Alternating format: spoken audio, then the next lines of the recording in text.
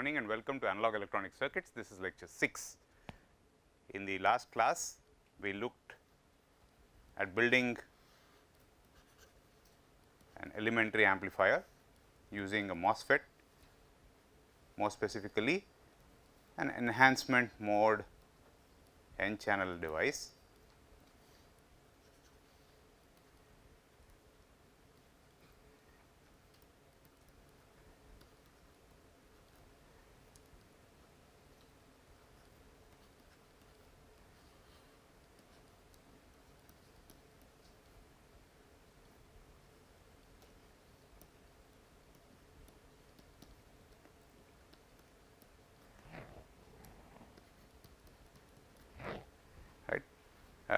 The assumption is that the transistor is biased such that it is operating in saturation, and we also now know why these capacitors are there, right. And these capacitors are, in principle, they are infinite capacitors. In practice, they cannot be infinite, and the quiescent gate voltage is VDD times R1 by R1 plus R2. The quiescent drain voltage is VDD minus ID times RD. Given the properties of the MOS transistor, we can figure out the drain current in terms of the gate source voltage. And the incremental gain in the circuit, if you assume that R1 parallel R2 is chosen to be much larger than RS, in that case, what comment can we make about the incremental voltage at the gate? It is simply Vi. What is the incremental current in the transistor?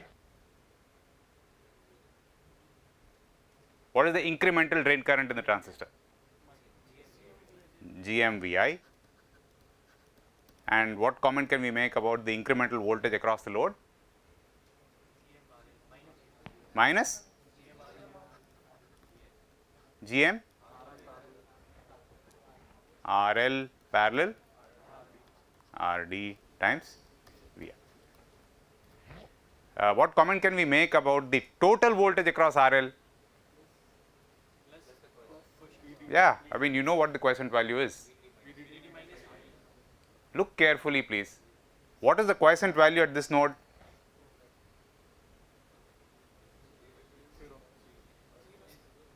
The quiescent voltage at that node is 0. So, what is the total voltage across the load? RL? It is the same as the incremental quantity, simply because the quiescent voltage is 0. Is that clear? All right. And consequently, the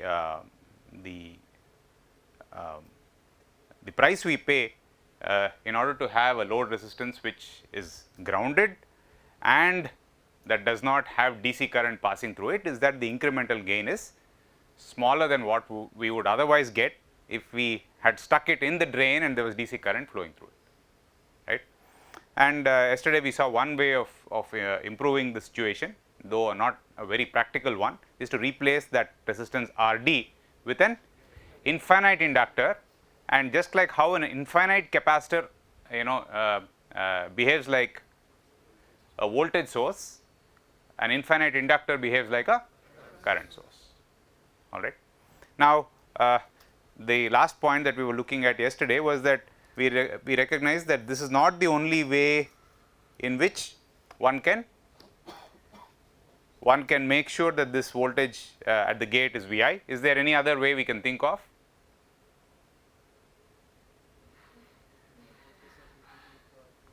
Pardon?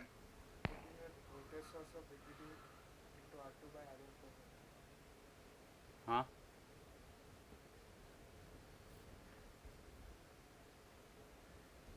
Is there any other way we can think of? There are several ways of, pardon? In between that gate terminal and between R1 and R2. Okay, very good, excellent. So, basically another idea that one of you is suggesting is the following. So,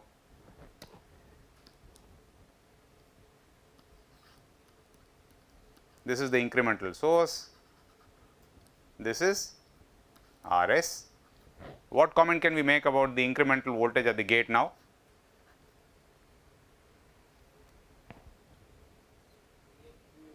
It is Vi. And does that depend on R1 parallel R2 being much larger than Rs? It does not depend on that, right? But what is the the disadvantage of this circuit? What might be a problem? First, the practical problem with this is that this needs a floating source, right, where the both the terminals of the source are available.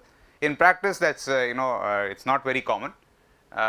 Again, in many practical situations, one is forced to work with only one terminal of the source being available, the other terminal of the source being inherently ground. Is that clear? Okay. So, having seen this, let us get back to our original network.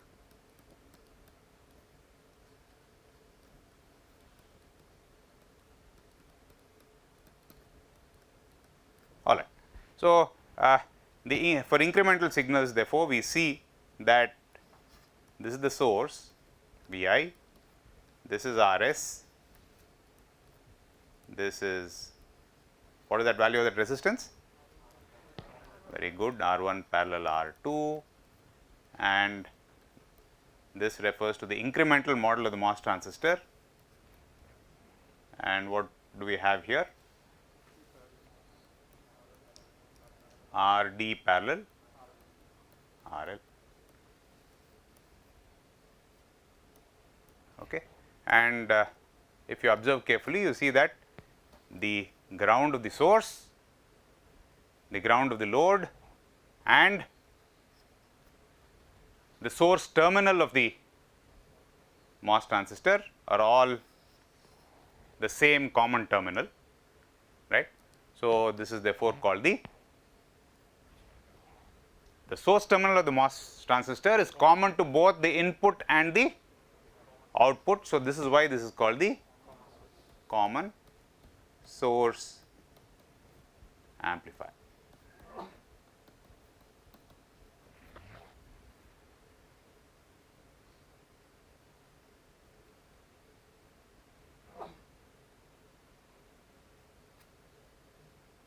All right.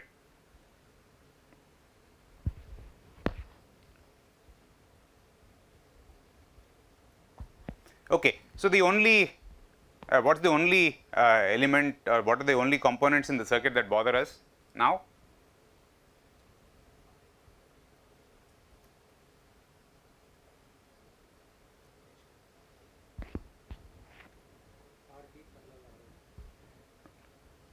What is the question? What is bothering us? Yeah, what is, I mean, what when I say what is bothering us, what I mean is what is preventing us from putting the circuit into practice. So, you can't go to a shop and then say, hey, give me an infinite capacitor. There is nothing called an infinite capacitor, right. All right. So,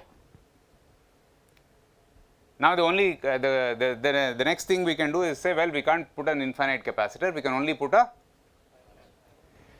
sufficiently large capacitor.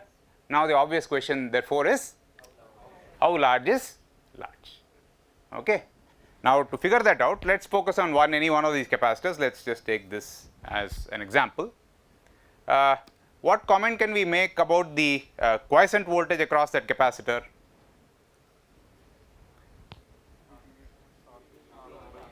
Some VDD times R1 by R1 plus R2. Okay. What comment can we make about the incremental voltage across that capacitor?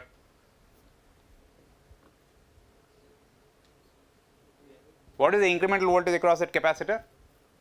It is incremental voltage across the capacitor. It is a short circuit. So, basically the ideally the incremental voltage across that, if the capacitor was infinite, the incremental voltage across that capacitor must be 0, because it behaves like a short circuit for incremental signals. Okay. Now, if you put in a finite value, however large it might be, then what comment can you make about the incremental voltage across that capacitor?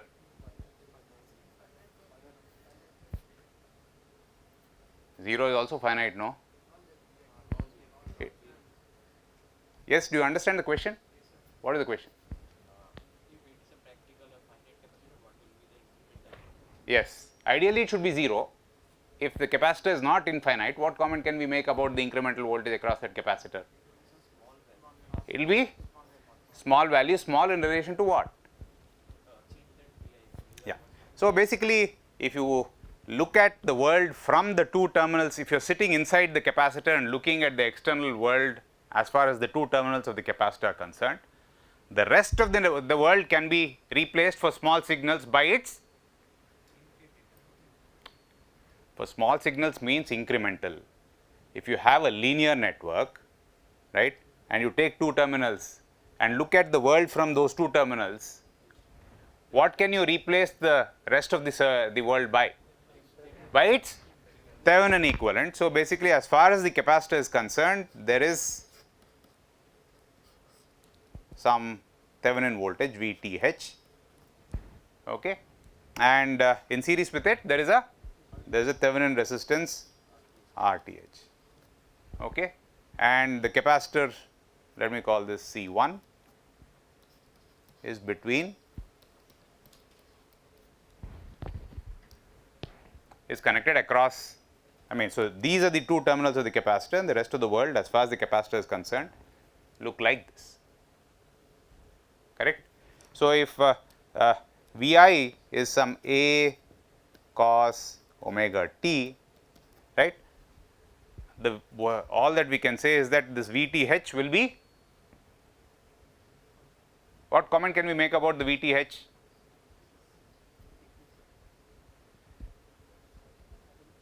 What is the Thevenin voltage dependent on now? Okay, at least in this example, can you tell me? It depends on Vi, right. In this particular case, it just turns out to be, in this particular example, as far as C1 is concerned, in the incremental network, what comment can we make about the Thevenin voltage across it? It is equal to Vi. In general, however, it will be some fraction of Vi, it will be some number which is proportional to Vi, because it is a linear circuit. The incremental network is a linear network. So, basically what we are looking at is, our incremental network is looking like this.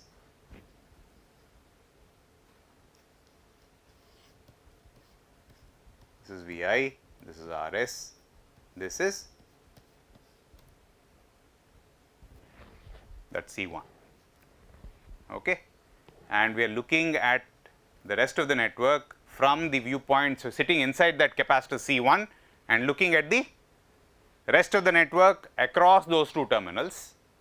We established already that that will be equivalent to its Thevenin equivalent. VTH in this particular example is what? Vi. What is the Thevenin resistance in this particular example? Rs plus R1 parallel R2, but in general it will be some RTH, correct. Okay. So, now in this particular example, it is some VTH, in this case happens to be A cos omega. So, what comment can we make about the voltage across the incremental voltage across that capacitor C1? Okay, and what is the capacitive reactance? 1 by j omega c. So, the voltage across the capacitor will also be a sinusoid, right, with an amplitude which is given by, what is the amplitude of the voltage across the capacitor? A by square root of 1 plus RTH times omega times C1 whole square times some cos of omega t plus some angle, right, I mean angle of the transfer function actually, okay, which is tan inverse blah blah. But the key point is to note that this amplitude is dependent on two things. One is the frequency of operation, and 2 is the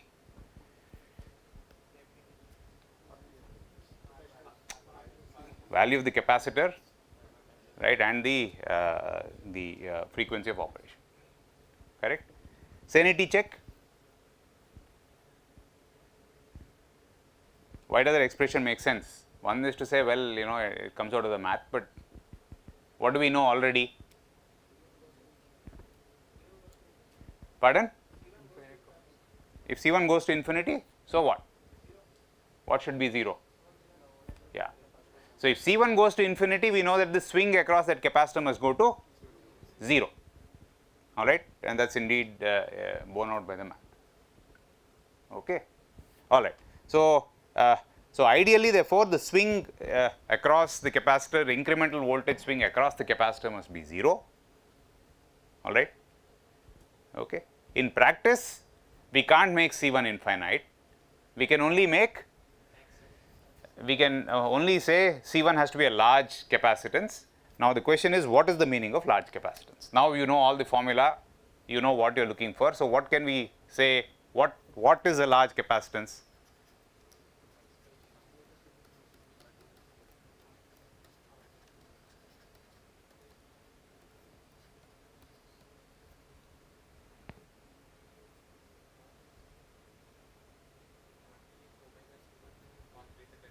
Very good, right. So basically, remember that the voltage drop across that capacitor C1 must be a small fraction of the Thevenin voltage. Okay. All right. Now, how small constitutes small is up to you. Someone may say 0.01 is small, another person may say 0.001 is small, right. As long as you are consistent with yourself, you are fine. Okay. So, what this basically means that this RTH times omega times C1 must be much larger than 1. Okay. Okay. So, basically C1 must be much larger than 1 by omega times RTH, or equivalently 1 by omega C1, yes, must be much smaller than RTH. So, in other words, the capacitance must look like a, what is 1 by omega C1? It is the magnitude of the impedance of the capacitor, right. All that this analysis is saying is that, well, the capacitor must look like a short circuit, right, when compared to the Thevenin resistance of the circuit looking in from the terminals of the capacitor. All right. Okay. So clearly, this definition of what a large capacitor constitutes, right, is dependent on, it depends on RTH, that is okay, but more importantly, it depends on the frequency of operation, right. So if you are working with very low frequency circuits, for example, if you are working with audio, you know that the lowest frequency of human hearing is about 20 hertz. So you want to make sure that this, when you say your capacitance has to be very large, that omega that you need to use is 2 pi times 20 hertz. All right. On the other hand, if you are working with some other amplifier where the lowest frequency of operation was 1 megahertz, then clearly the definition of what constitutes a large capacitor will be very different in that case. All right. So the key point to notice is to understand is that it not only depends on the R Thevenin, okay, it also depends on the lowest frequency of operation that the amplifier is expected to handle. All right.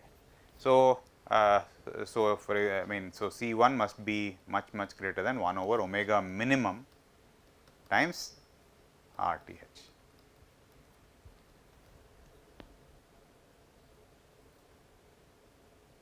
Does that make sense? Now, what comment can we make about C2 therefore? after all this discussion, what constitutes a large capacitance for C2? Look carefully, what is the Thevenin resistance looking across C2? RD plus RL, all right. So, C2 must therefore be much larger than 1 by omega minimum times RD plus RL. In this case, RTH is nothing but, what is RTH here? RS plus R1 parallel R2. Okay. So, in general, will the limit for C1 and C2 be the same, or will it be different? It will be different. So, basically the notion of what constitutes a large capacitor, even though you are operating, even though it is the same circuit, correct, different capacitors can have different meanings of what a large capacitor constitutes, and that is because the RTH looking across a capacitor keeps changing depending on which capacitor you look at. Does it make sense, people? All right. Okay. So, with with that, we have seen all the small signal aspects of the common source amplifier. All right. Now, let us take a look at the large signal aspects. So, the first question is, what is large signal?